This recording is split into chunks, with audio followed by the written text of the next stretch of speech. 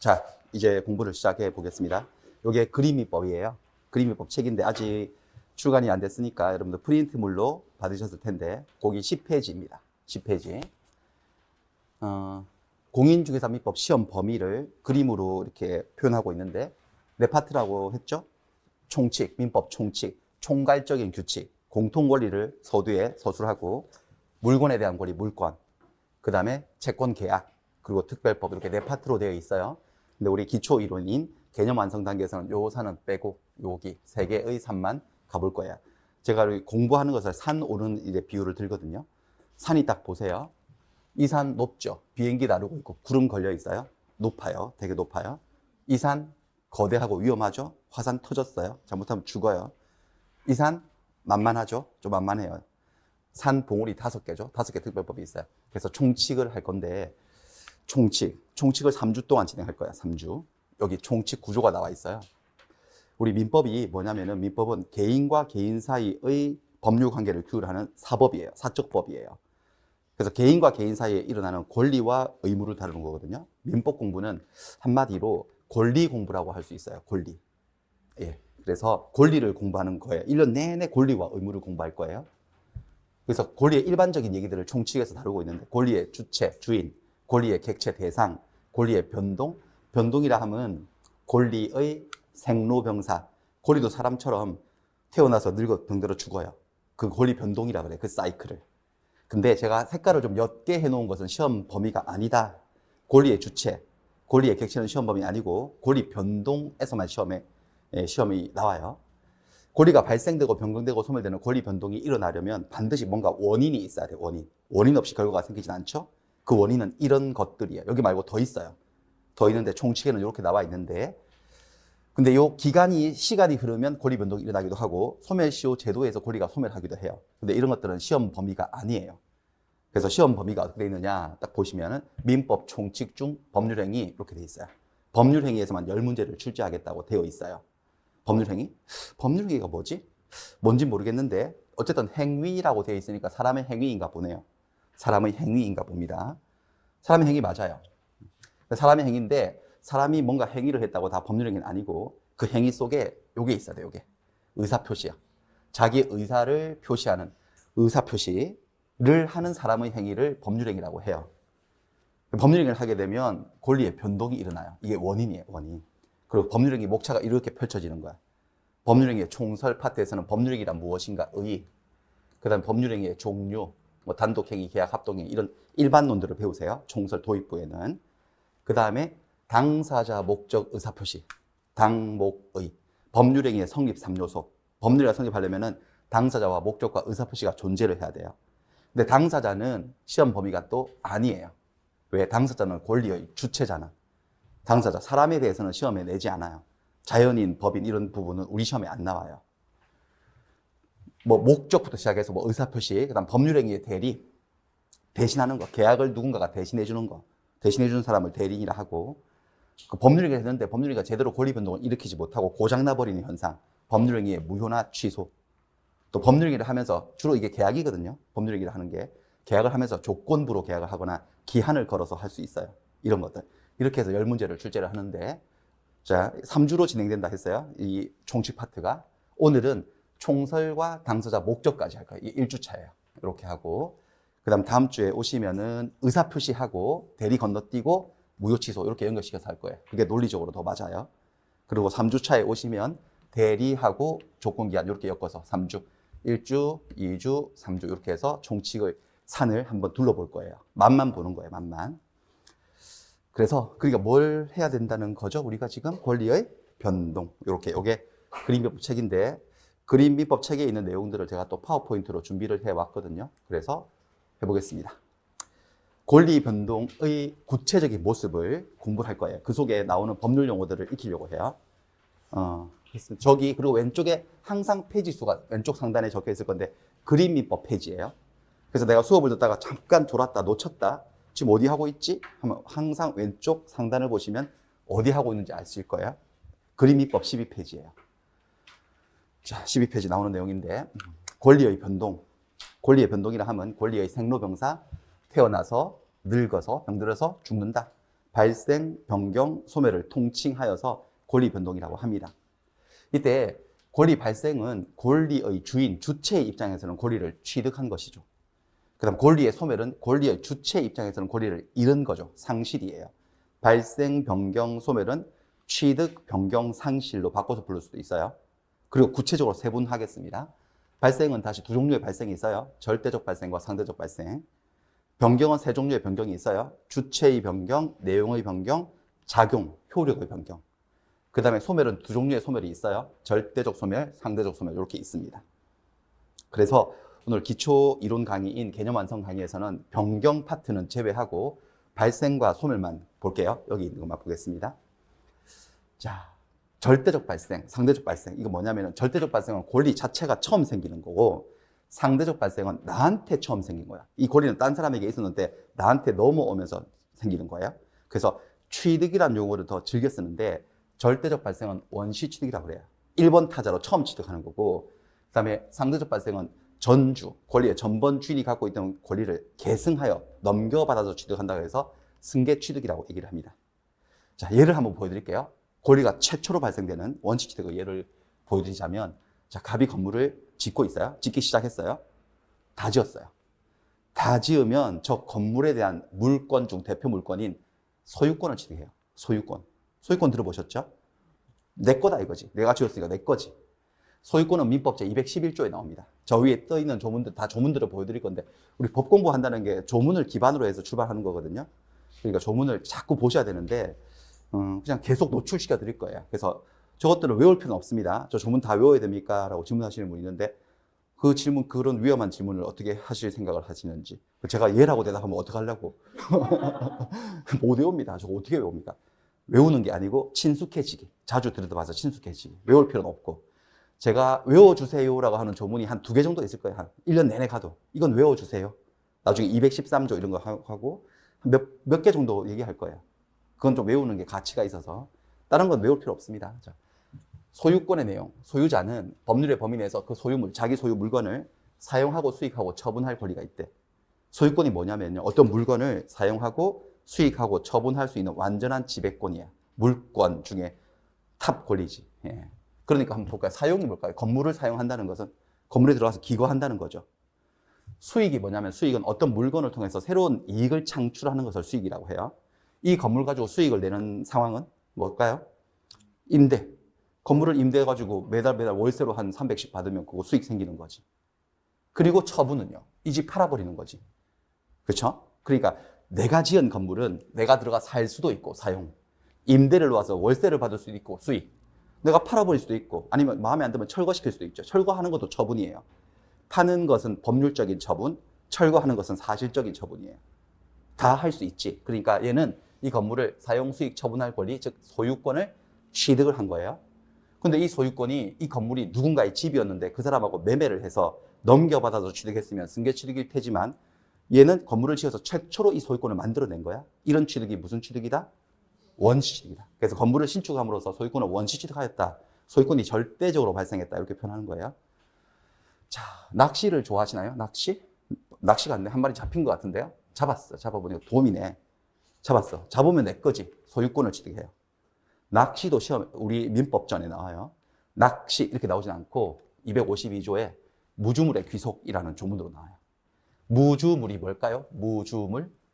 주인이 없는 물건. 귀속은요. 주인이 없는 물건은 누구 거지? 누구한테 귀속되지? 이거예요. 근데 주인이 없는 물건을 우리 민법은 그 물건이 동산이냐 부동산이냐로 구분해서 달리 처리해요. 주인이 없는 동산은 소유의 의사를 가지고 점유를 해버리면 그 소유권을 취득해버린대. 무주의 동산을 소유 의사로 점유한다. 저거를 무주물 선점이라고 그래요. 선점, 찜하면. 주인 없는 동산은 찜한 사람이 임자다. 소유권을 취득한다는 건데 민법전에 법조문들 있죠. 법조문은 하나의 공식이에요. 공식. 수학 공식처럼. 수학 공식을 알고 있으면 공식을 외우고 있으면 뭐 문제가 나왔을 때 대입하면 답이 나오잖아요. 그 공식이에요. 근데 민법전의 공식인 법조문은 공식이 문장 형태로 되어 있는데 보통 조건명제라고 하는 거 우리 혹시 들어보셨나? 조건명제? 뭐뭐 하면 뭐뭐 한다라는 그런 문장들. P이면 Q이다. 이런 형태로 되어 있어 문장들이. 대체적으로. 다 그런 건 아닌데. 앞에 있는 게 원인이죠. 뭐뭐 하면 원인. 뒤에 있는 게 뭘까요? 결과. 근데 원인과 결과인데 법학에서는 원인이라고 안 불러요. 원인이라고 하는 뜻인데 원인을 뭐라고 부르느냐? 요건이라고 그래요. 요건. 결과를 결과라고 안 불러요. 뭐라 그러냐? 효과라고 불러요. 효과. 효과라고 하라 그러는데 됐다 그러고 됐어요. 효과. 그러니까 자연과학에서는 원인과 결과, 인과 법칙이잖아. 법학에서는 원인이 있으면 결과가 생긴다는 것을 법적으로 진술하면 요건이 갖추어지면 효과가 발생한다. 이렇게 표현하는 거지. 원인과 결과예요. 그래서 이 문장이 반으로 쪼개볼까요? 앞에 게 원인이고 뒤에 게 결과야. 앞에 게 요건이고 뒤에 게 효과예요. 이 문장은 이렇지 않습니까?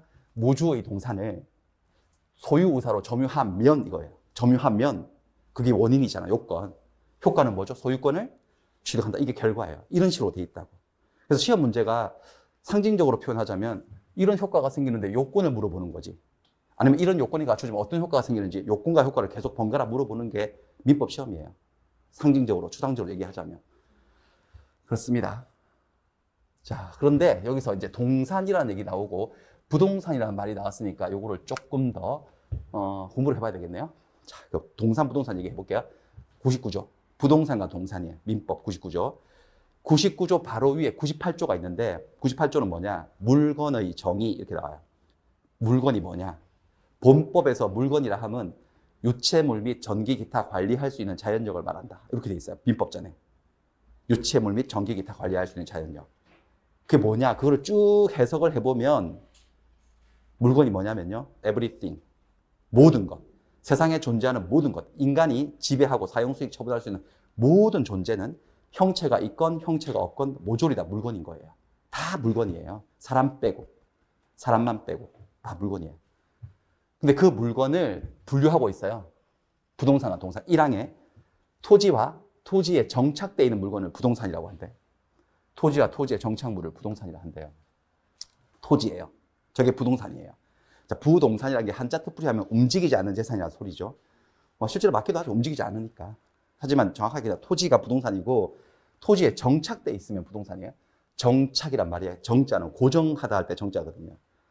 그러니까 정착이라는 것은 토지하고 단단하게 결합되어 있어서 용이하게 옆으로 이동이 안 되는 상태를 정착이라고 그래요.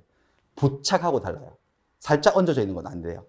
예를 들어서 이 테이블 위에, 테이블 보이시나? 테이블 위에 키보드가 이렇게, 이거는 정착이 아니잖아. 옆으로 이렇게 움직이잖아. 이렇게. 정착이 아니에요. 다른 물건이죠. 테이블하고 키보드는 별개의 물건이죠. 근데 여기 정착되어 있는 옆으로 이동이 안 되는 대표적인 물건은 건물 아닙니까? 이동이 안 되잖아요. 용이하게. 저게 부동산이에요. 부동산이에요. 그 다음에 얘들, 수목, 나무들이 움직이지 않잖아요. 그러니까 저것도 정착되어 있으니까 부동산이고 농작물들도 정착되어 있으니까 부동산이에요. 그래서 앞으로 이런 거 파마늘, 고추, 벼 이런 거 보시면 부동산이 탐스럽게 잘 익었군 이렇게 이렇게 하시면 되겠어요.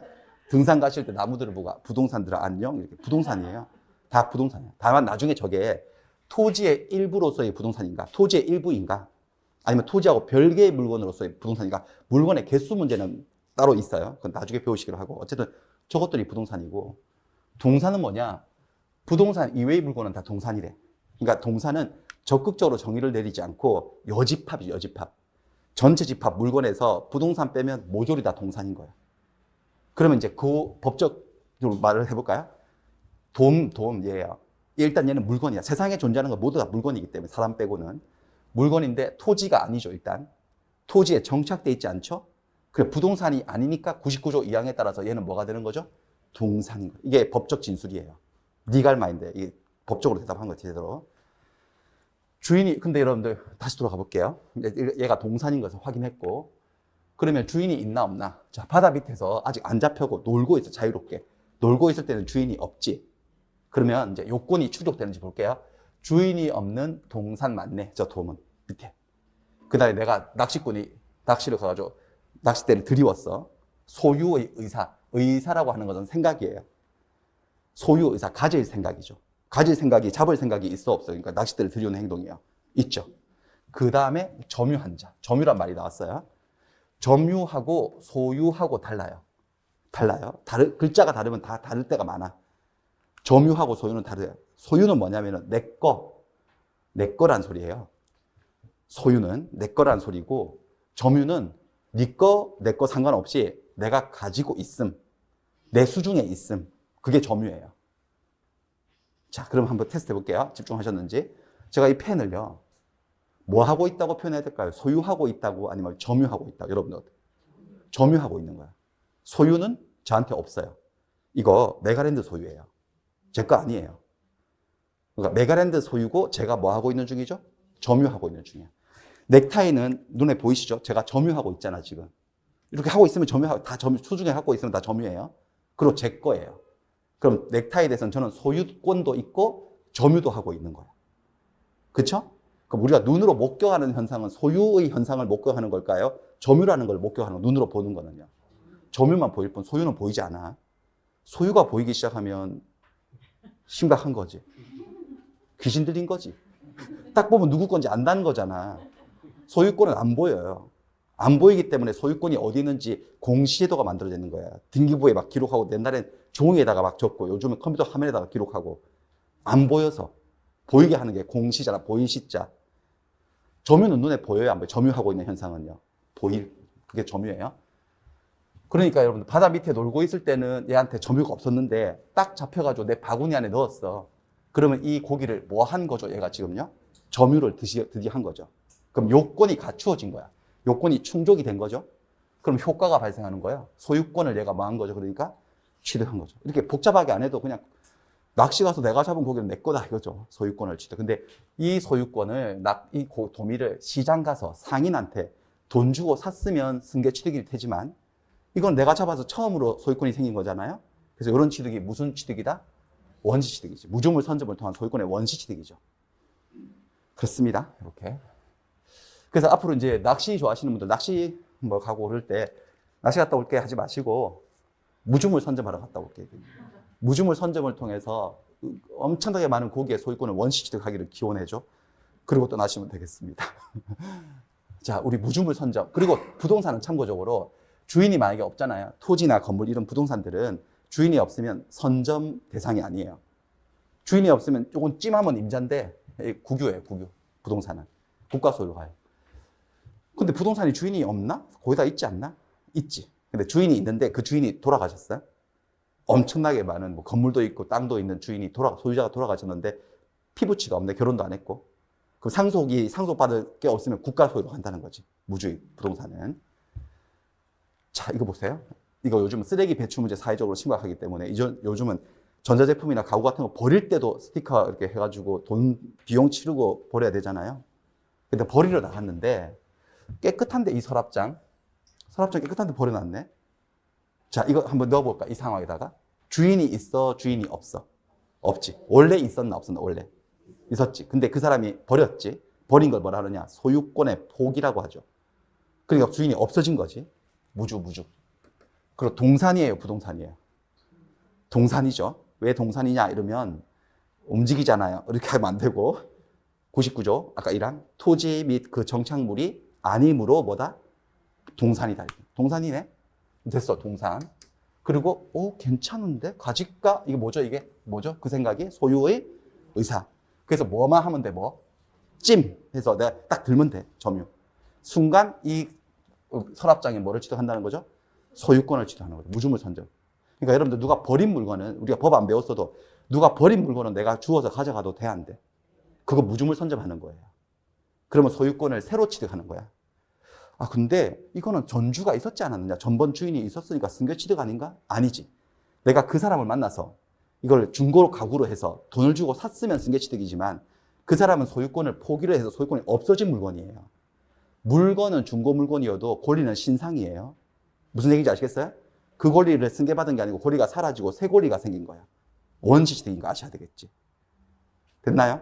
네, 그렇게 하시면 되겠습니다. 그래서 혹시 이런 물건 앞으로 가져가실 때는 민법 제252조.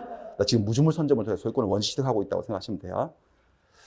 이게 원시 취득의 예고. 자, 이제 승계 취득으로 가볼게요. 지금부터는 전주가 있어. 나 앞에 주인으로부터 내 권리를 물려받는 거예요. 계승하는 거예요. 근데 이 승계하는 방식에도 두 종류의 승계가 있으니 하나는 이전적 승계가 있고 또 하나는 설정적 승계가 있어요. 자, 이전과 설정은 법률 용어가 다르다. 자, 이것도 이미지로 감각적으로 한번 먼저 보여드릴 건데 이렇게요. 이 동그라미는 권리를 상징합니다. 권리입니다. 권리. 전주로부터 후주에게 권리가 이렇게 승계될 거예요. 근데 이전적 승계는 이렇게 승계되는 거예요. 다시 이렇게. 그러니까 전주가 권리를 잃어요. 상실해요. 전주가 권리를 상실하면서 권리를 넘겨주는 게 이전이고요. 설정적 승계는 요 보세요. 권리가 이렇게 넘어가요. 다 넘어오지 않아. 자, 권리는 어떤 힘들의 총체거든요. 그 권리를 구성하는 개개의 힘들을 권능이라 불러요. 아까 소유권이란 권리는 사용 권능, 수익 권능, 처분 권능으로 합체되어 있는 거예요. 그 힘 중에 일부만 떼어서 빌려주는 거죠. 피자 조각 한 조각 떼어서 내어주듯이.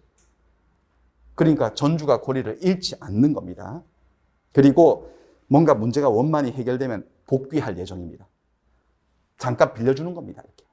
이렇게 하는 것을 설정적 승계라고 얘기를 합니다. 예를 들어보면 매매를 했어요. 사고 파는 매매 계약.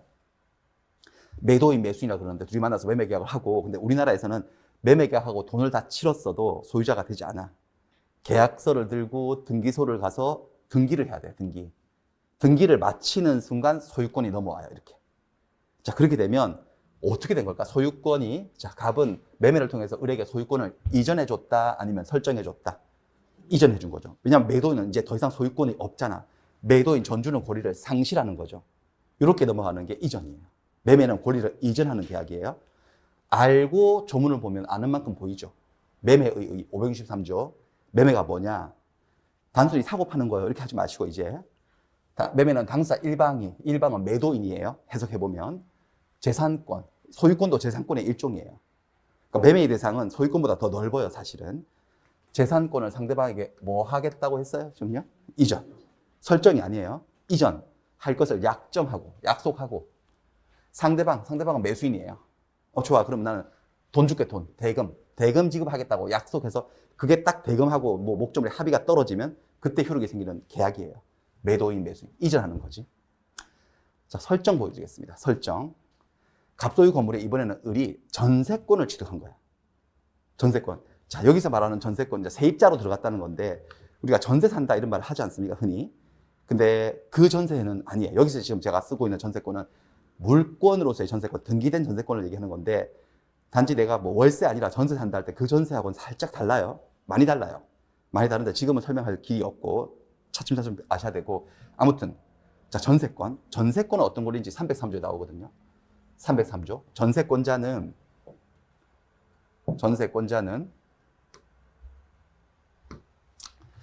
전세금을 일단 지급해야 돼요. 전세금 목돈을 딱 걸어놓고 타인의 부동산, 토지나 건물, 부동산을 뭐 한다고 돼 있죠? 점유. 넘겨받는 것이 이렇게. 받아가지고 용도에 쫓아 사용하고 수익하는 거래. 그러니까 이 사람은 이 건물에 전세권을 가지고 있으면 저 건물에 뭐 할 수 있는 힘이 있다는 거죠? 사용하고 수익할 수 있어. 사용할 수 있지. 자기 전세권자로 살 수 있고 수익도 낼 수 있어요. 전세권자는 저 집을 임대 놔도 돼. 자기 집 아니어도. 임대 놔서 자기가 월세를 받아가지고 수익을 가져가도 돼요. 또 전전세를 하는 수도 있고요. 아무튼 그렇고. 근데 잘 생각해 보세요. 전세권자의 사용 수익의 이 힘은 어디 하늘에서 뚝 떨어진 원시 취득, 최초 취득이 아니야. 어디서 왔는지 잘 보시면 보일 거야. 어디 출발점이. 소유권에서 왔겠지. 소유권이 뭐 하는 권리죠, 여러분들? 이 건물을 뭐 하는 거죠? 사용하고 수익하고 처분하는 힘의 총체거든요. 그래서 얘들이 2년 계약을 했다 치면은 2년 동안 당신이 사용하고 수익하고 깨끗하게 써주세요라고 힘을 떼어서 준 거지. 다 줬어요? 일부만 줬어요? 일부만 준 거지. 일부만 줘서 얘가 소유권을 잃었다, 잃지 않았다? 잃지 않은 채. 그리고 2년 계약 기간이 만료되면 전세금 돌려주고 사용 수익의 힘은 복귀할 예정이지 않습니까? 또 다른 사람에 전세 줄 수 있고. 이럴 때 갑은 을에게 전세권을 이전해줬다 아니면 설정해줬다. 설정이라고 그러지. 이거를 전세권 설정 계약이라고 해요. 전세권 설정 계약하고 등기소 가서 등기를 마치면 전세권을 취득하게 되는 거예요. 설정이죠. 누가 누구에게 설정해 준 거죠? 한번 말해보세요. 갑, 을로 말해가지고.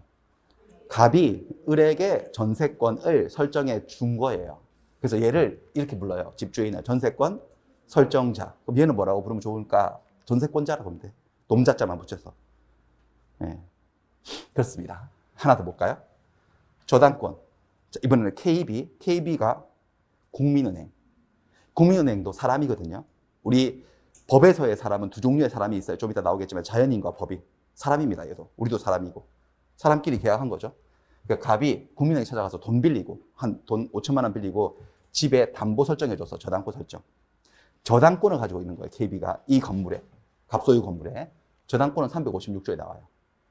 저당권자는 채무자나 제3자가 점유를 이전하지 않고 채무 담보로 제공한 부동산을 통해서 다른 채권자들보다 자기 채권에 우선 변제를 받을 권리가 있다. 사자 노릇을 하는 거지, 얘가. 뭔 소리냐? 돈을 5천 빌려주고 3억짜리 건물에 저당을 잡아놨어. 근데 나중에 얘가 돈을 5천만 원을 못 갚네, 변제기에. 그러면 얘는 요 건물을 보세요. 저당권자는 채권의 변제를 받으려고 5천만 원 받으려고 저당 잡혀있는 이 물건을 뭐 할 수 있다? 경매. 경매 넣어버리는 거죠. 소송도 없이 바로 경매 들어올 수 있어요. 팔아버리는 거예요. 3억짜리 물건을 경매로. 그럼 물건이 돈으로 바뀌죠. 환가라고 해요. 그 배당 절차에 참가해서 은행 빚 5천만 원을 못 갚을 상황이면 다른 빚쟁이들도 있겠지, 채권자들도. 하지만 걔들보다 어떻게 받아간다고 여러분들? 우선 면제. 걔들은 하이에나거든. 하이에나. 이 건물에 저당권이 없는 일반 하이에나고 얘는 사자예요, 사자. 그러니까 걔들이 혹시 경매 신청해도 내가 먼저 받아가요. 배당금 풀리면요. 우선 면제를 받아가는. 그러니까 채권의 만족을 담보해주고 보장해주고 개런티해준다고 담보물권이라 그러거든, 저당권을. 이 저당권은 저 건물을 뭐 하는 힘이죠? 저 건물을 사용하고 수익하나? 국민은행이 저당 잡았다고 직원들이 들어와서 기거하는 거 아니죠? 저 건물을 뭐 할 수 있는 힘이죠? 처분, 경매 방식으로 처분하는 거죠. 근데 이 처분의 힘이 어디서 왔는지 곰곰이 생각해보면 곰곰이 생각할 것도 없어. 여기서 온 거지, 여기서. 소유권이 뭐 하는 권리인데요? 사용하고 수익하고 처분하는 건데 처분의 힘을 떼어서 준 거 아닐까, 이렇게?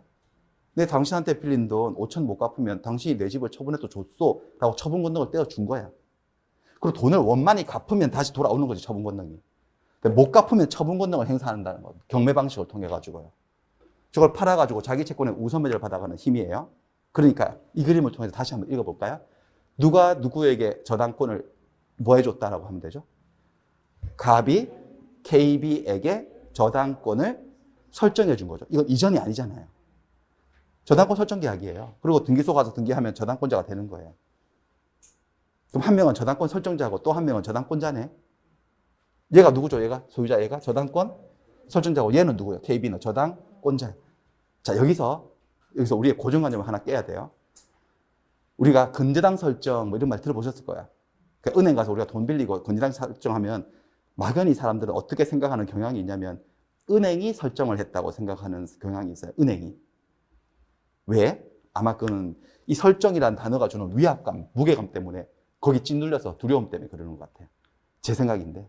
설정이란 뭔가 뭐 힘도 있고 막 권위적이고 그렇지 않습니까? 내가 은행하고 거래하면 돈 빌리면 내가 을인데 은행이 갑이고 내가 뭘 합시고 내가 걔한테 설정을 해주지? 은행급은 돼야지 나한테 설정해 주는 거 아닌가? 이런 막연한 생각으로 은행이 설정을 해준 주체라고 생각하는 경향이 있는데 천만의 말씀. 내가 내 집에 저당권 설정해 준 거야. 내가 돈 못 갚으면 내 집 팔아도 좋더라고. 그러니까 돈을 빌린 채무자죠. 얘가 채무자. 돈 갚을 채무자가 채권자에게 저당권을 설정해 주는 거야. 채권자가 저당권자가 되고 채무자가 저당권 설정자가 되는 거예요. 무슨 말인지 아시겠죠? 그렇습니다. 이렇게 이런 것들이 설정이에요. 설정. 그 다음에 여기까지 보셨고 이전하고 설정하고 다른 거 보셨고 다시 이전적 쓰기로 다시 갈까요? 이전. 권리가 이전되는 현상에는 또 두 가지의 이전이 있어요. 특정 승계하고 포괄 승계가 있어요. 특정과 포괄. 이건 뭐냐면은 특정 승계는 그 얘가 매매예요. 매매. 자, 매매 계약을 하게 되면 우리 매매를 할 때는 매매의 목적이 되는 대상물을 특별히 하나 정해서 매매를 하지 않나요?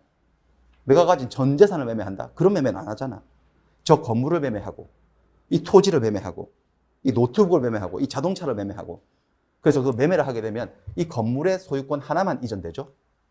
특별히 하나 정해서 이렇게 넘어가는 것을 특정 승계라고 해요. 자, 건물을 매매했다고 해서 건물 옆에 세워둔 자동차의 소유권도 따라서 넘어가지는 않을 거 아니겠어요? 건물을 매매했다고 해서 그 밑에 깔고 있는 토지의 소유권도 덩달아 넘어가지 않아요. 토지하고 건물은 별개 물건이에요. 등기부도 따로 존재하죠.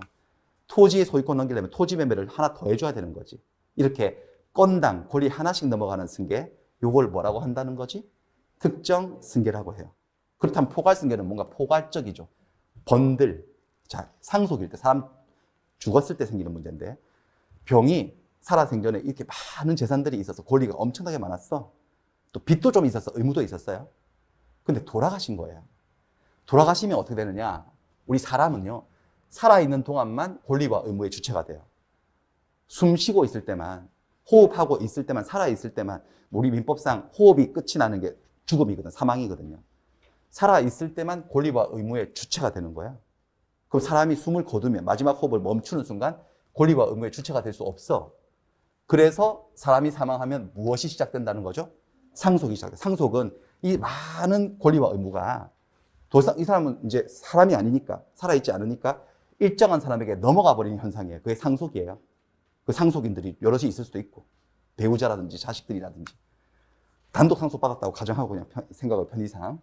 그렇게 되면 원인은, 상속이라는 원인은 달랑 하나인데, 아까 매매 원인 하나에 권리 하나만 넘어왔지만 지금은 여기 권리가 다 싸잡혀서 다 같이 넘어오잖아요. 이렇게 이전되는 것을 무슨 승계라고 한다? 포괄승계. 자, 보세요. 상속인은 상속이 개시된 때, 상속이 개시된 때가 피상속인이 사망한 때지. 그때부터 피상속인, 자, 상속인, 피상속인 이런 말 나오네. 살아있는 아들, 이 사람이 상속인이고요. 돌아가신 분이 피상속인이에요.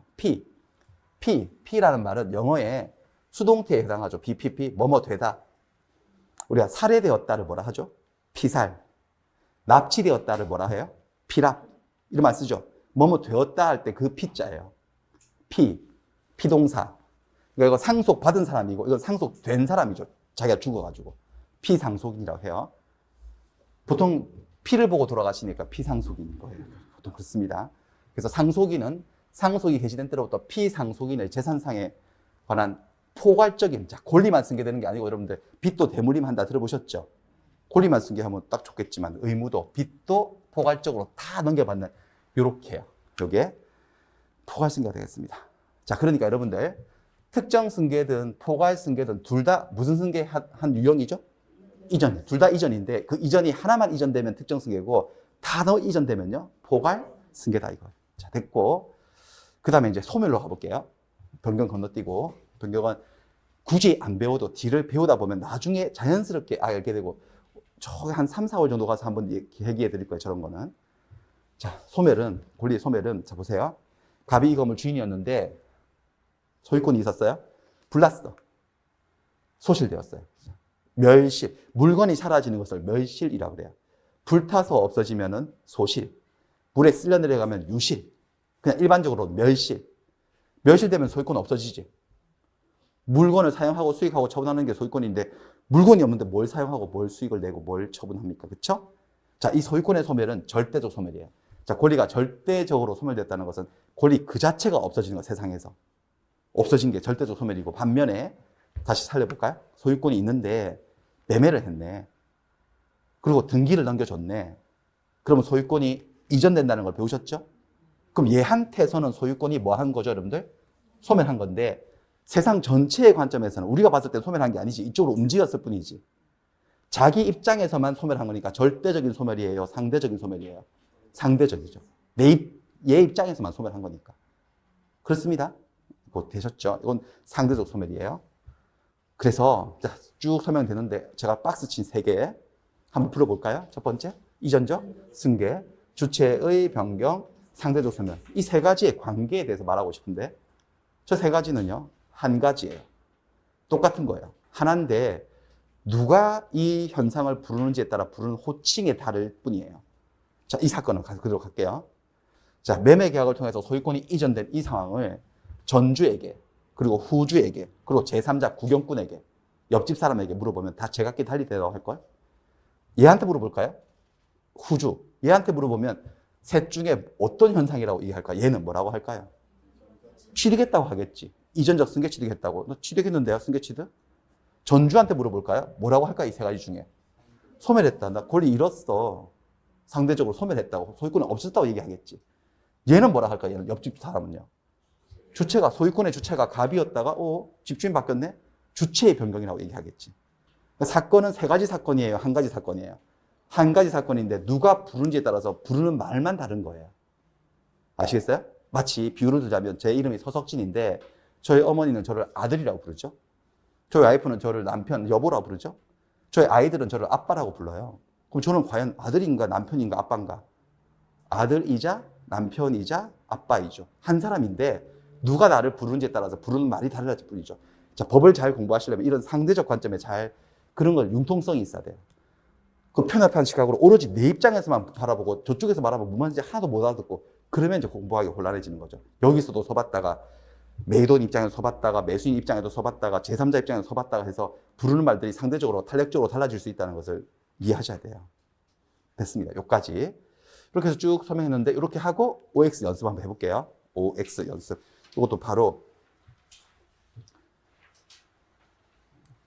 여기 저기 18회, 28회 아까 갔던 기출지문 족보에서 부분 발췌해 온 거야. 그냥 우리 수준에 맞게 딱 기출 표시 드리고요. 한번 풀어볼게요. 바로 그냥 화면 보시면 됩니다. 그냥 화면 보시면 건물을 신축을 해서 지금은 바로 풀려요. 지금 안 풀리는 건 좀 신기한 현상이에요.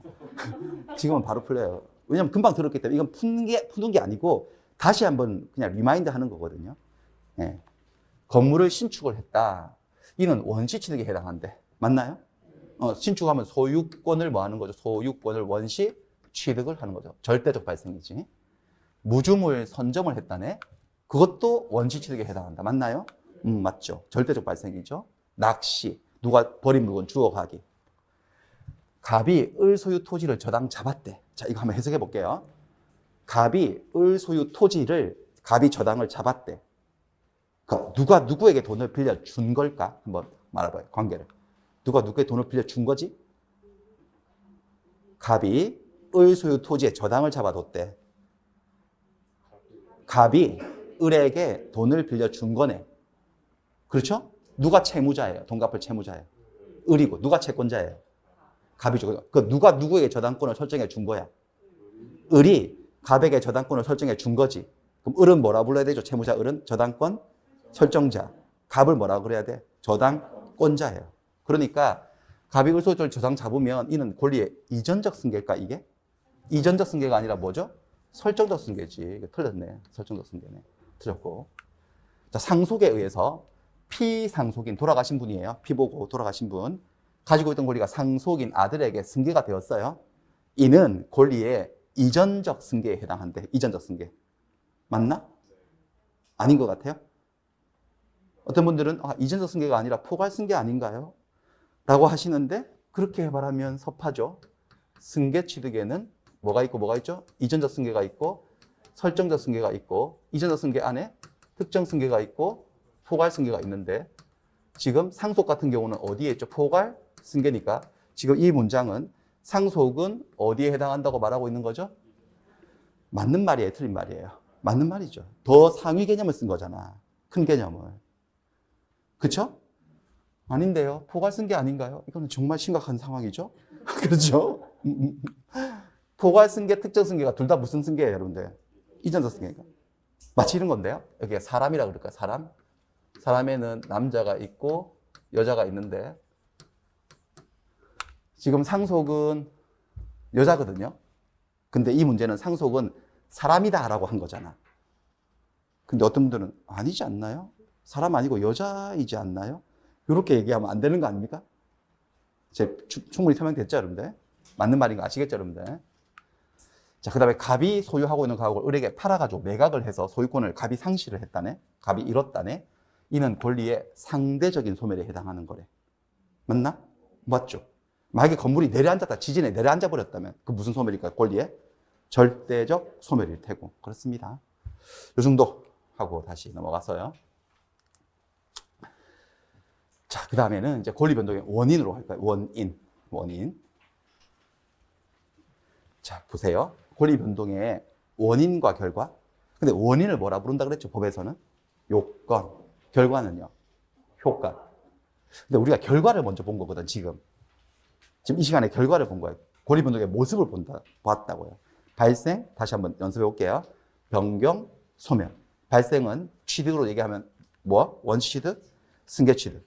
승계 취득은 다시 어떻게? 이전적 승계와 설정적 승계. 이전적 승계는 다시 특정 승계와 포괄 승계. 변경은 됐고 소멸은 다시 어떻게?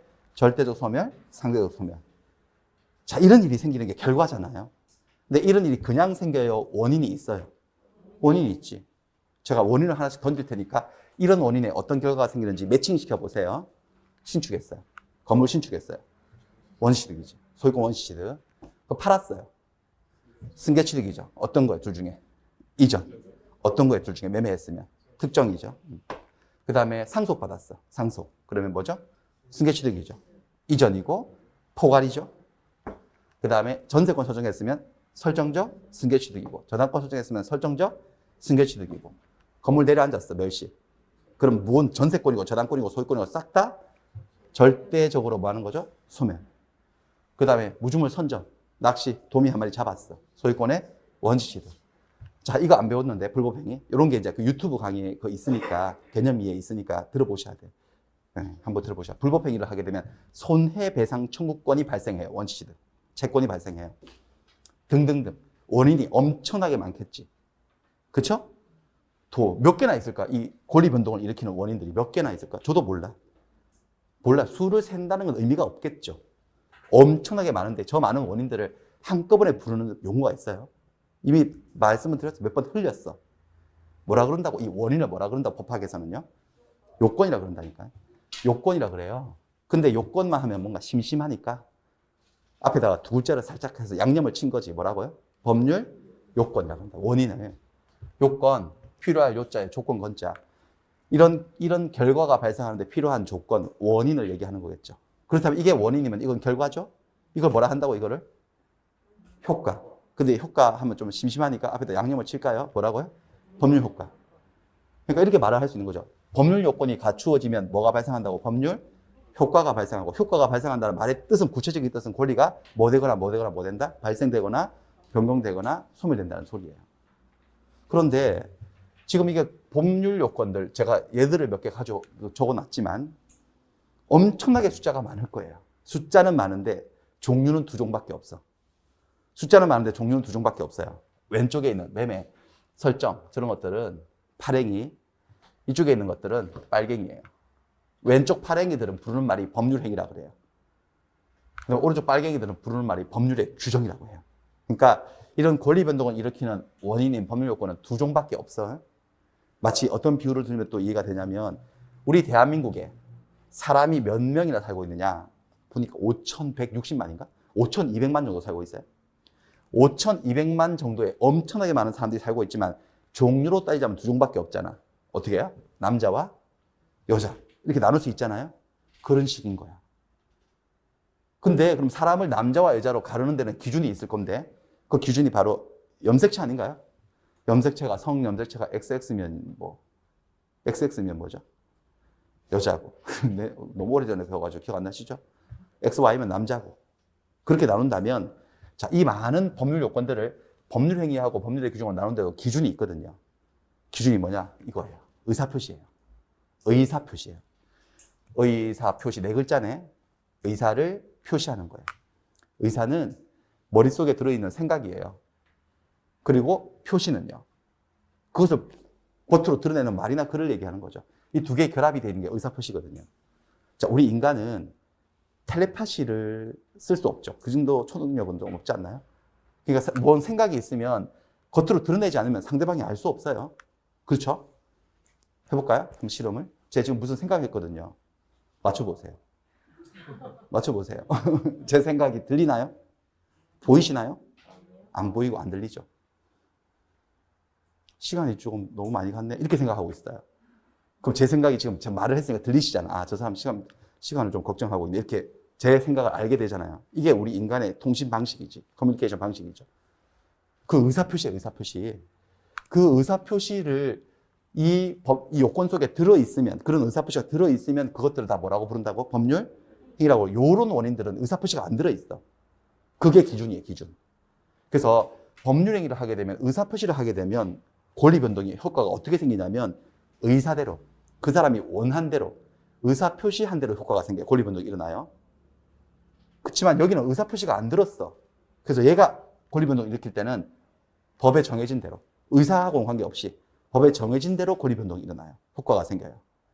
한번 보여드릴까요? 예를 들어서 소유권이 이전된 장면이에요. 소유권이 이전된 효과가 생긴 장면인데 이쪽은 원인이 매매예요. 이쪽은 원인이 여기 있네, 상속이에요. 자, 매매를 통해서 소유권이 이전되었을 때하고 상속을 통해서 소유권이 이전되었을 때하고 이전이라는 결과는 비슷해 보일지 모르지만 그 메커니즘은 완전 다르죠. 자, 둘 중에 한쪽은 그들이 의사에 따라 그들이 원해서 이전된 거야. 왼쪽이에요, 오른쪽이에요? 왼쪽이죠. 자, 누구의 의사가 먼저 시작됐는지 모르겠지만 제가 지어내 볼게요. 이게 소유권이 그냥 넘어온 게 아니에요. 만약에 이 여자가 이 생각이 든 거죠. 머릿속에 의사. 무슨 의사가 들었냐면 내가 저걸 좀 사고 싶네. 이런 의사가 든 거죠. 의사. 생각. 저 집을 사야지. 의사. 그 생각을 가지고 갑을 찾아가서 사장님, 그거 저한테 3억에 파시죠. 라고 하는 게 뭐죠? 말을 뱉는 게 표시요. 이걸 한 거야, 이거를.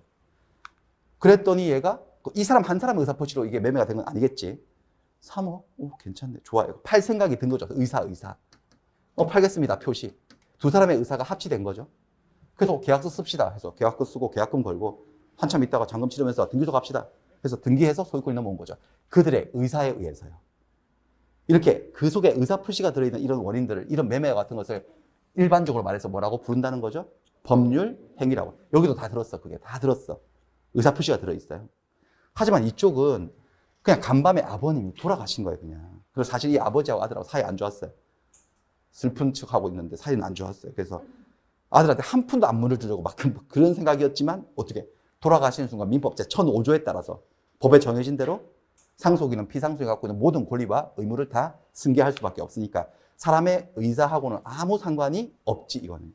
이런 상속과 같은 원인을 뭐라고 부르자는 거죠, 여러분들? 법률의 규정이라 부르는 거예요. 자, 보세요. 이 법률의 규정을 법조문이라고 순진하게 생각하시면 절대로 안 됩니다, 여러분들. 법 규정 몇 조 몇 항을 얘기하는 게 아니에요.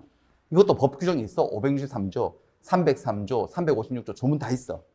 저 법률의 규정은 몇 조 몇 항을 얘기하는 게 아니고 그 속에 뭐가 안 들었을 때를 얘기하는 거죠. 의사표시가 안 들었을 때를 그냥 부르는 말이야. 한마디로 뭐 아닌 것 이 말이죠, 그냥.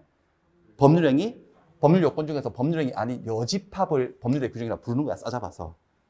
조문을 얘기하는 게 아니라고, 규정이라고 해서. 이해되시나요? 그럼 세상에 민법에서 일어나는 모든 변화는 두 종밖에 없어. 누군가가 그것을 원해서 의사를 표시해서 그 의사 표시대로 권리변동이 일어나는 경우가 하나가 있고, 누군가 의사 표시하지 않았는데 법에 정해진 원리에 따라서 권리변동이 일어나는 경우가 딱 두 가지밖에 없는데, 아까 우리 보니까 10페이지 그림민법 책 10페이지를 보셨는데 법률행위에서 10문제를 내겠다, 민법 총칙 이렇게 돼 있었잖아요. 법률행위에서. 그 말은 어디서는 안 내겠다는 거죠? 법률의 규정에서는 안 내겠다는 건데 과연 안 내나? 안 내지 않아요. 내요. 이런 단어들도 엄청나게 나오죠. 불법행위, 멸실 다 나오는 단어들입니다. 하지만 깊숙하게 물어보진 않지, 저 법리를. 그렇습니다. 네. 그래서 법률행위를 우리가 지금 공부하겠다는 거죠. 법률행위의 의와 종류, 법률행위. 법률행위 개념 의. 의가 뜻이라는 소리죠. 정의. 이제 저 괄호를 채울 수 있을걸요? 충분히. 법률행위란 무엇을 필수 불가결의 요소로 하는 법률 요건이다, 이렇게 말을 해요. 뭘까요? 뭐 뻔하지. 의사표시지. 의사표시를 필수적 요소로 하는 법률 요건. 잠깐 보세요. 법률 요건이 뭔지 원인이죠, 원인. 이 요건이 갖추어지면 법률 효과가 발생하는데 이 요건에는 딱 두 종밖에 없다 그랬잖아. 하나는 뭐죠? 법률 행위. 또 다른 하나가 법률의 규정. 그 둘을 가르는 기준이 바로 저거 아닙니까? 뭐요? 의사표시. 그러니까 법률 행위 속에는 반드시 뭐가 들어있어요? 그러니까 의사표시를 필수 불가결이 뭐야? 반드시 있어야 되고 없어서는 안 된다는 소리지. 그게 바로 법률 행위의 개념 아닌가요? 결국 우리가 법률 행위를 공부한다는 것은 그 속에 들어있는 의사표시를 공부한다는 거와 똑같은 거야. 그 본질이 의사표시니까. 다시 의사표시는 자기 생각, 의사를 내면의 의사를 외부로 표출하는 행동을 말해요. 꼭 말과 글이 아니어도 돼요. 다른 행동을 통해서도 의사표현이 될 수 있어요. 이 두 개의 결합체인데 그렇다고 내 생각을 말을 하는 게 전부 다 의사표시인 것은 아니에요. 예를 들어 제가 지금 이런 생각을 또 하고 있거든요. 벌써 55분이네. 오늘 새로운 2023년 새로운 시즌에는 수업을 제때제때 끝내주려고 제가 그러고 노력하고 있는데 안 끝날 것 같은데 불안한데 이런 생각. 이런 생각을 제가 여러분들한테 말을 하고 있어요. 이건 의사표시가 아니에요. 아니면 친구한테 야 이번 주 주말에 저기 도봉산에 등산 갈래? 이런 거 의사표시 아니야. 야, 너 완전 밥맛이다. 이런 거 의사표시 아니에요. 그러니까 자기 생각을 바로 내뱉었다고 다 의사표시가 아니고 생각 중에 반드시 이 생각이죠. 법적인 생각, 권리 변동. 권리의 발생이나 변경이나 소멸을 바라는, 원하는 그 생각을 표출하는 것만 오로지 의사표시예요. 예를 들면 이런 것들이 의사표시예요. 청약, 승낙, 해제, 취소, 면제, 유언 이런 것들이 의사표시거든요. 이거 한번 보여드릴게요. 의사표시. 갑과 을이 만나가지고요. 뭘 하네, 말을 주고받네. 첫 번째, 여자가 먼저 갑에게 이런 말을 해요. 이 집 3억에 사시겠어요? 이게 의사표시예요, 이런 게. 이 집을 3억에 사겠냐? 이게 뭔 말이냐? 분석해보면 내 당신에게 소유권 넘겨줄 의사 있다는 거지. 3억만 주면. 소유권에 이전에 의사를 표시한 거예요. 자, 이 의사표시는 요 중에 6개 중에 골라보세요. 저 여자가 한 말은 이 6개 중에 뭐에 해당해요? 청약이지. 청약이에요. 청약이 뭘까요? 계약을 청했다 이거죠. 계약하자고 먼저 선수쳐서 하자고 먼저 말한 게 의사표시, 그걸 청약이라고 해요. 그랬더니 이 남자가 좋습니다. 3억에 사겠습니다. 이것도 의사표시예요. 분석을 해보면 소유권 이전을 받고 싶다는 의사를 표시한 거지. 3억 원은 지급하겠다는 거지. 이건 뭘까요? 이 의사표시 골라보세요. 중에서. 승낙이죠. 승낙. 그래서 보세요. 갑이 먼저 을에게 청약을 하고 을이 승낙을 해서 대금에 있어서도 두 개의 의사표시가 합치가 되었어? 안 되었어요? 됐죠? 청약과 승낙이 합치되면 계약이라고 하는 법률 요건이 완성이 되는 거예요. 그럼 그 효과가 생기는 거죠. 요건이 갖추어지면 뭐가 발생한다 그랬죠, 여러분들? 효과가. 그 효과가 여기서는 법에 정해진 대로 아니면 그들의 의사대로. 그들의 의사대로. 그들의 의사는 뭐예요? 얘는 얘한테 소유권을 넘겨줄 의무가 생기고 얘는 얘한테 대금 3억 원을 지급할 의무가 생기는 거죠. 누구의 강요도 법에 정해진 것도 아니었어. 자기들의 의사대로 효과가 생기는 법률 행위를 한 거죠. 그러니까 갑과 을 사이에 계약이 체결된 거예요. 이 계약이 지금 배우고 있는 뭐에 해당한다는 거죠, 여러분들? 법률 행위라는 거예요. 볼까요? 563조 다시 보시면 당사자 1방이 매매는 1방이 재산권, 소유권을 이전할 것을 약정하고, 이 약정했다는 말이 무슨 말이냐면 의사표시했다는 소리지. 해석을 해보면 의사표시를 하고 상대방이 그 대금을 지급할 것을 약속해서 의사표시를 서로 주고받아서 합의가 이루어지면 효력이 생기고, 어떤 효력이냐? 효력이 생긴다는 것은 권리와 의무가 발생한다는 소리거든요. 딱 자기들이 약속한 대로 매도인은 매수인에 대해서 매매의 목적이 된 권리를 이전해야 하며 이전할 의무가 생기고, 매수인은 매도인에게 대금을 지급할 의무가 생긴다는 거죠. 이것은 자기들이 원한 것이 맞습니까? 아닙니까? 맞죠. 원한 대로 생긴 거야. 원한 대로. 이게 법률행위인 거죠. 자, 그 다음에 이렇게 해서 잘 진행했으면 좋았는데 지금 문제가 좀 싸움이 생기는 것 같은데요. 도대체 왜 잔금을 안 주시는 거예요? 나 이 계약 없었던 걸로 할래요. 라고 말하고, 얘가 중도금까지 줬다가 잔금을 안 줬나 보네. 열받았어요, 여자가.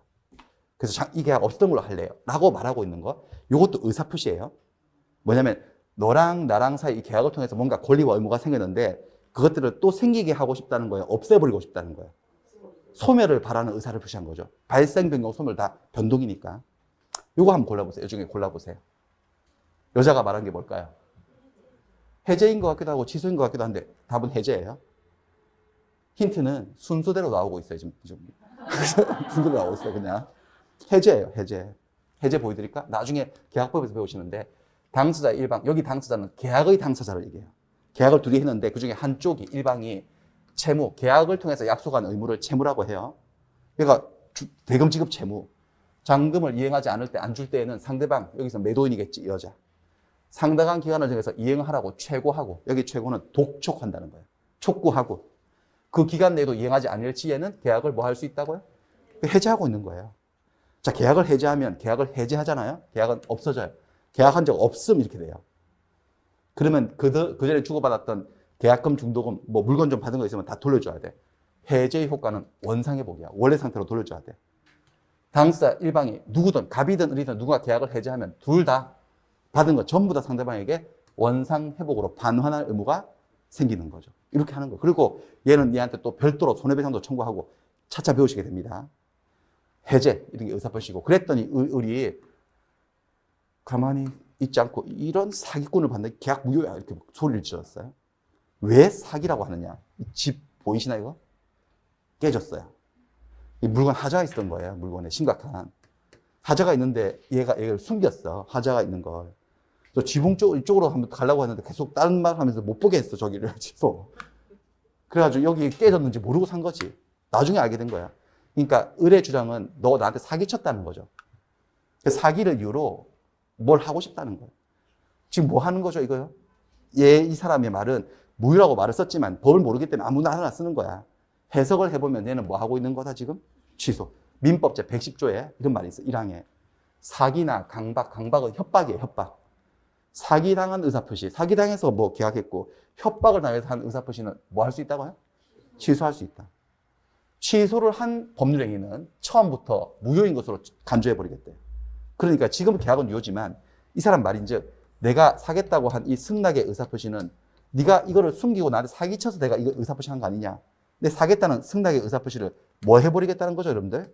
취소해서 계약을 처음으로 돌아가서 무효로 만들겠다라는 거예요. 그 소리를 하고 있는 의사표시라는 거예요. 의사표시입니다. 자, 그 다음에 조금 바꿔서요. 면제.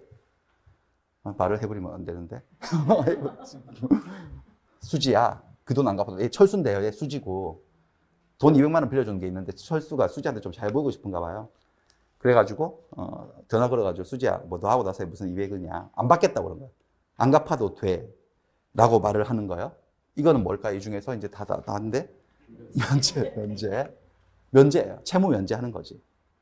자, 지금 돈 200만 원을 빌렸으니까 돈 200만 원을 돌려받을 채권이 있는 채권자거든요. 근데 얘는 이 채권을 뭘 시키고 싶은 거죠? 채권을요? 소멸을 시키고 싶은 거잖아. 없애버리고 싶은 거잖아. 얘 입장에서는 채권이고 얘 입장에서는 채무인데 소멸시키겠다는 의사를 표시하고 있는 거 아닌가요? 그쵸? 그래서 자기 원하는 대로 소멸되는 거야. 안 받겠다고 하면 채권은 없어져요, 실제로. 자, 506조. 면제라고 돼 있죠. 채권자가 채무자에게 채무를 면제하겠다는, 여기 이런 말 나오네. 뭐라고 돼 있죠? 의사를 표시하면, 의사 표시지. 그러니까. 그럼 채권은 소멸하는 거지. 자, 법조문 506조 때문에 소멸하는 거예요. 얘 의사 때문에 소멸하는 거야. 의사죠. 506조가 아니에요. 본질을 그렇게 보시면 안 되고, 내가 채권자가 원해서 없애버리는 거잖아. 506조는 거들 뿐이고, 그 조문은 그렇게 서명할 뿐이고. 아시겠어요? 이게. 그 다음에 여기, 내 재산의 절반을 길동이에게 주겠다. 재산이 되게 많으신 분이었는데, 돌아가셨어요? 길동이에게 주겠다. 그러면은 길동이는 이 재산의 절반을 가져가는 권리변동을 이렇게 효과를 얻게 되죠. 이것도 이 사람 의사대로 하는 거니까 이게 뭐죠? 이게 유언이에요, 유언. 특히 여러분들 유언 내용 중에서 누군가에게 뭘 주겠다라고 유언하는 이 특별한 유언을 뭐라고 부른다? 유증이라고. 유언의 일종이에요. 이런 게 다 의사표시들입니다. 그래서 의사표시 예를 쭉 보여드렸고, 자, 이렇게 이런 의사표시를 담아서 하는 사람의 행위를 무슨 행위라고 한다고요? 법률행위. 법률행위 종류를 좀 나눠볼 건데, 종류 좀 14페이지죠, 여러분들. 자, 14페이지 잠깐만 이제 그림 입법책을 보여드릴게요. 이게 너무 빨리 지나가서. 14페이지를 보시면 법률행위 종류가 나오는데, 밑에 여기 보시면은 종류에 1번 단독행위, 계약합동행위, 의무부담행위, 처분행위, 그 다음에 분류식행위, 요식행위, 유상행위, 무상행위 이렇게 4가지가 나와요. 근데 우리는 지금 완전 초보 단계이기 때문에 다 안 하고 다 못해요. 어려워서. 딱 2가지만 골라서 할게요. 기초만 잡아볼 거예요. 그래서 2가지만 할 겁니다. 첫 번째는 자, 법률행위 안에는 그 속에 반드시 뭐가 들어있다? 의사표시. 몇 개가 들어있느냐, 어떤 방향을 가지고 들어있느냐에 따라서 법률행위를 3수로 나눠요. 단독행위, 계약, 합동행위 이렇게. 그다음 법률행위가 어떤 특정 방식, 법이 요구하는 특별한 방식이 있나? 그 방식에 따라서 해야지만 효력이 생긴다? 그러냐 안 그러냐에 따라서 그렇지 않은 불요식 행위와 특별한 방식을 요구하는 요식 행위로 나눠집니다. 요것만 잡을게요. 그런데 단독행위, 계약, 합동행위. 자, 이거는 단독행위, 계약, 합동행위는 그 안에 다 의사표시가 들어있는데 단독행위는 의사표시가 이렇게 들어있어요. 이 화살표가 의사표시를 상징하는 거예요. 의사표시는 뭔가 방향성이 있잖아요. 의사표시 하는 사람이 있고 그걸 받는 사람이 있으니까 의사표시 하나가 들어있어요. 이렇게 일방적 의사표시, 단 하나의 의사표시로 이루어지는 법률행위를 단독행위라고 하고요. 계약이라는 법률행위는 이렇게 되지. 의사표시 몇 개 있죠? 2개. 2개 끝이 맞닿아 있죠? 의사표시의 합치가 이루어지는 거예요. 의사표시의 합치, 이 7글자를 2글자로 줄이면 2글자만 따는 거지. 따서 읽어보면 뭐가 나오죠? 이걸 의합이라고 읽지 말고 뭐라고 읽으면 되죠? 합이에요. 의사표시 합치를 줄이면 합이죠. 합의하고 계약은 법에서 동의어예요. 같은 말이에요. 합의에 의해서 이루어지는 법률행위를 계약이라고 해요. 합동행위는 그 다음에 그 계약은 그럼 2개의 의사표시로 구성되는데 그 중에서 먼저 계약하자고 먼저 꼬드긴 거, 그걸 뭐라 한다고 여러분들? 청약. 계약하자고 먼저 청했지. 그랬더니 그래 하자라고 맞장구 친 거 2번째 하는 의사표시를 뭐라 한다고요? 승낙. 청약과 승낙이 합치되면 계약이 성립하는 거예요. 이렇게. 그 다음에 합동행위는 이렇게 여러 개의 의사표시 가지고 이루어지는 거야. 평행적이고 구심적인 의사표시 합치 이렇게 하는데 이게 하나도 안 중요해요. 33회 동안 한 번도 지문 하나도 출제되지 않을 정도로 안 중요해요. 그러니까 3수로 나눠지지만 사실상 2개라고 생각하시면 돼요. 이거 거의 무시해도 돼요. 법률행위에는 뭐도 있고 뭐도 있다는 거죠? 단독행위도 있고 계약도 있는데 그중 한번 구별해 볼게요. 지금부터. 보세요. 이게 다 법률행위들이야. 제가 적어놓은 게. 저 법률행위니까 합동행위는 아닐 거니까 이거는 다 뭐 아니면 뭐라는 거죠. 지금부터. 단독행위 아니면 계약인데 이걸 여러분들이 감각적으로 구별해 보시라고. 자, 이걸 외우면 안 되고 충분히 우리가 감으로 맞출 수 있어요. 자, 계약은 합의가 되어야지만 효력이 생기는 거고 단독행위는 상대방의 합의 필요 없어. 누군가의 일방적인 의사표시로 효력이 생길 수 있는 거야. 합의가 되어야지만 효력이 생긴다. 느낌 오면 계약이라고 대답하시면 되고 저쪽에 합의해줘도 안 해줘도 나 혼자 할 수 있는 거다 싶으면은 뭐라고 말하면 되는 거죠? 단독행위다라고 하시면 돼요. 하나씩 연습해 볼까요? 매매부터. 뭐라고 생각하세요? 계약이에요, 단독행위예요? 계약이죠, 저거. 그쵸? 내가 당신 집을 3억에 사고 싶다 그러는데 안 팔겠다 그러면 매매가 안 되는 거잖아. 합의가 돼야지만 매매가 성립하지. 계약이에요. 교환은 어떨까요? 교환은요. 내 건물하고 저거하고 바꾸고 네 토지하고 바꾸자. 이것도 둘이 합의가 돼야 되는 거지. 이거 계약이죠. 교환 계약이죠. 그 다음에 이건 임대차는 물건 빌려주는 계약이죠. 차임 받으면서 물건 빌려주는 계약. 계약이라고 말해버렸네. 그렇죠? 임대차는 합의가 돼야 될 거 아니겠어요? 그렇죠? 당신 집 좀 빌려주세요라고 하는데 아니 난 빌려줄 생각 없는데 제가 살 건데요. 여러분 임대차가 성립할 수가 없으니까 임대차는 계약이고 빌려주는 사람 임대인, 빌려 쓰는 사람 임차인. 그 다음에 해제. 아까 왜 잔금을 도대체 안 주시는 거예요? 나 이 계약 없는 걸로 할래요. 그 해제예요. 자, 해제를 할 때 합의로 할까요? 일방적으로 할까요? 일방적으로 하는 거지. 무슨 합의를 봐. 잔금 안 주는 인간하고. 그러니까 해제는 계약이 아니라 뭐다? 단독행위인 거지. 단독행위. 해, 취, 추 이렇게 막 외우시는 게 아니고요. 그 다음에 취소는 사기친 사람하고 취소를 하고 싶은데 사기꾼님 대단하시네. 저를 다 속이고. 나 취소하고 싶은데 괜찮겠어요? 그랬더니 사기꾼이 취소를 허하노라. 이렇게 해가지고 무슨 합의하에서 취소하는 게 아니고 취소는 합의로 한다. 일방적으로 한다. 그리고 취소는 뭐죠, 여러분들? 단독행위인 거야. 단독행위인 거지. 면제는요? 단독행위지. 그 철수가 수지한테 내 너한테 빌려준 돈 200만 원 안 받고 싶은데 안 받아도 되니? 이렇게 물어보고 그애가 안 갚아줄게 이렇게 해가지고 합의하에서 면제되는 게 아니고 채권자가 안 받고 싶으면 안 받겠다고 해버리면 일방적으로 하면 끝인 거야. 그냥 채권 없어지는 거야. 그러니까 면제는 뭐죠, 여러분들? 단독행위지. 이렇게 느낌으로 충분히 맞출 수 있잖아요. 저걸 외우시면 곤란한 거죠. 여기서 또 외우는 분들도 있거든요. 두 글자 따가지고 단독행위를. 따면 이런 거죠. 해, 취, 추, 추인도 있고 해가지고 막 답 없습니다. 그런 식으로 민법 공부하면 폭망하는 거지, 그러니까. 외울 것도 있는데, 그렇게 외워야 되는 부분도 있는데, 이걸 외울 건 전혀 아닙니다. 유언은 어떻습니까? 유언. 그거를 재산 절반에 길동이를 주겠다? 길동이하고 합의를 해야 돼요? 일방적으로 하는 거예요? 유언 단독행위예요. 여기서, 단독행위인데 시간이 근데 너무 많이 가네요. 설명을 너무 길게 한 것 같은데. 조금만 참으세요. 단독행위는 일방적으로 하는 건데, 단독행위도 두 종류의 단독행위가 있어. 상대방이 있는 단독행위가 있고 상대방이 없는 단독행위가 있어요. 자, 어쨌든 이건 의사표시를 하는 거니까 의사표시가 상대방이 있다 없다의 개념이 111조에 나와요. 상대방이 있는 의사표시는요. 그 의사표시가 상대방에게 도달을 해야지만 효력이 생겨요. 도달이라 하면 상대방의 지배권 내로 의사표시가 들어가서 상대방이 그 내용을 알 수 있는 상태에 놓인 것을 말해요. 그러면 이걸 조문 하나 창의적으로 하나 더 만들어 볼까? 상대방 없는 의사표시는 상대방에게 도달하지 않아도 효력이 생기는 거예요. 그러니까 상대방이 있다 없다의 개념은 도달이에요, 도달. 이게 그 사람에게 도달을 해야지만 효력이 생긴다면 상대방이 있는 거고요. 도달 안 해도 효력이 생기면 상대방 없는 거예요. 자, 그럼 보세요. 해제, 취소, 면제를 상상해 보세요. 그 사건들을. 이것들을 여러분들 상대방에게 도달을 해야 돼, 안 해야 돼, 이것들은요. 해야 되죠. 내가 산에 올라가서 도봉산 정상에 올라가서 해제한다 이렇게 해요. 수지야 면제해줄게 이렇게. 그 온 산에 메아리 쳐도 면제가 될까 안 될까? 안 돼. 왜? 그 의사표시가 상대방에게 뭐 하지 않기 때문에? 도달하지 않기 때문에. 도달을 시켜야 돼요. 그러니까 이것들은 다 상대방이 있을까 없을까? 느낌으로. 있지? 요거 한번 볼까요? 유언은요. 그 길동이에게 유언한 자가 유언장을 발송해서 길동이에게 도달해야지 길동이가 재산반을 가져가는 게 아니에요. 유언 잘 보세요. 유언은 유언한 자가 뭐 한때? 그러면 효력이 생겨요. 상대방에게 도달할 필요가 없어요. 그러니까 아까 유언이요. 유증이 유언의 일종이잖아요. 자, 보세요. 유언장 안에 길동에게 주겠다라고 되어 있으니까 길동이가 상대방 아닌가? 이거 상대방이 있는 거 아닌가? 착각입니다. 말에 길동이라고 적혀 있다고 상대방이 있는 게 아니고 이 유언장은 길동이에게 도달하지 않아도 효력이 생겨요, 안 생겨요? 생기죠. 이 사람이 사망만 하면 길동이는 반 가져가는 거야, 그냥.